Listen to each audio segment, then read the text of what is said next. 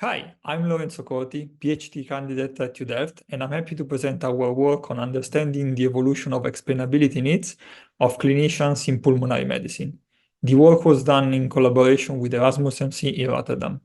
Explainable AI aims at generating human understandable descriptions of AIs in reasoning for purposes like debugging and fostering trust. However, prior work has, for the most part, adopted a positivist mindset, aiming to create the explainer suitable for different scenarios. Furthermore, explanations are often seen as ends and not means towards understanding AI systems and its users.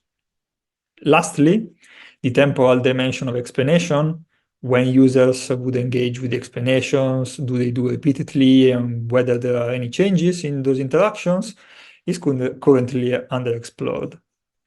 When it comes to healthcare and, in the context of this work, pulmonary medicine, we echo prior work on the importance of these aspects.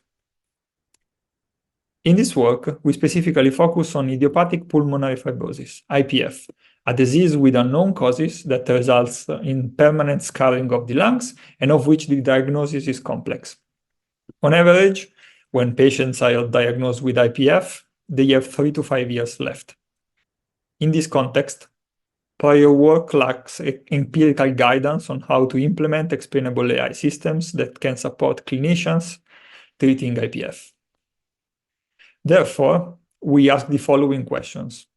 What are IPF clinicians' explainability needs? When would they engage with AI explanations? And what would make a good explanation for them? We conduct our study in 2 steps. First, through an exploratory study, we define and validate a community patient journey map that outlines the average trajectory of IPF patients.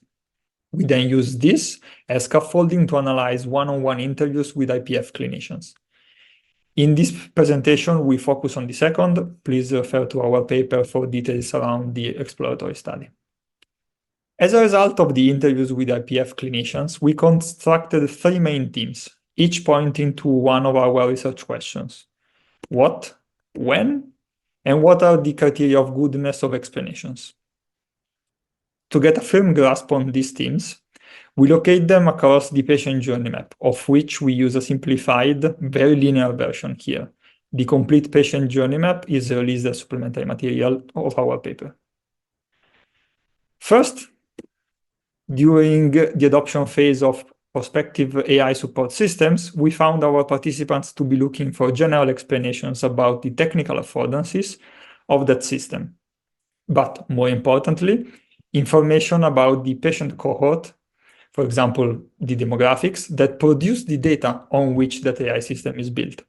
According to our participants, having access to that information would determine whether or not they would test that system themselves. However, such general explanations would need to be paired with localized patient-specific explanations that would help clinicians in practice throughout patient care. While an AI system might have partial access to patient data, it is important for AI predictions, suggestions, and explanations to be connected to concrete activities IPF clinicians engage in. For example, during the diagnostic stage of IPF, AI system and explanations could be more useful if integrated with results of lab tests or information about possible comorbidities, so other medical conditions that patients may have. Connected to this, 2 more aspects came up during our interviews. First, our participants view their AI explanations as enablers for human agency. They perceived explanations to be most useful if one could take them and share them with individual colleagues or broader multidisciplinary meetings, rather than having a fully autonomous solution.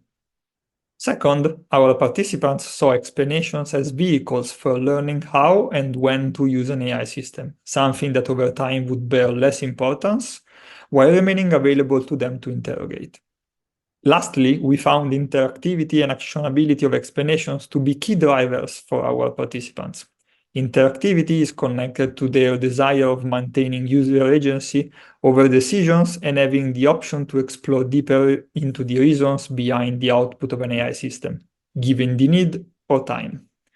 Actionability, instead, is to be interpreted differently from how literature on algorithmic recourse defines it.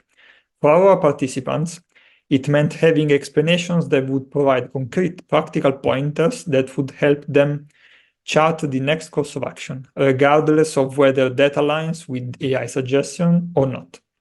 To conclude, in this work, we discuss how explanations are not stationary entities and should change based on clinicians' needs and patient trajectories. We show how clinicians might use explanations, particularly the contribution they might bring to group dynamics. Connected to this, we point future research towards studying selective and mutable explanations to satisfy clinicians' desire for safeguarding human agency.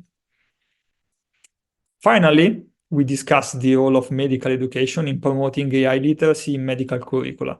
While literacy and AI literacy are known topics to HCI researchers, oftentimes clinicians are exposed to AI-related concepts during their residency training.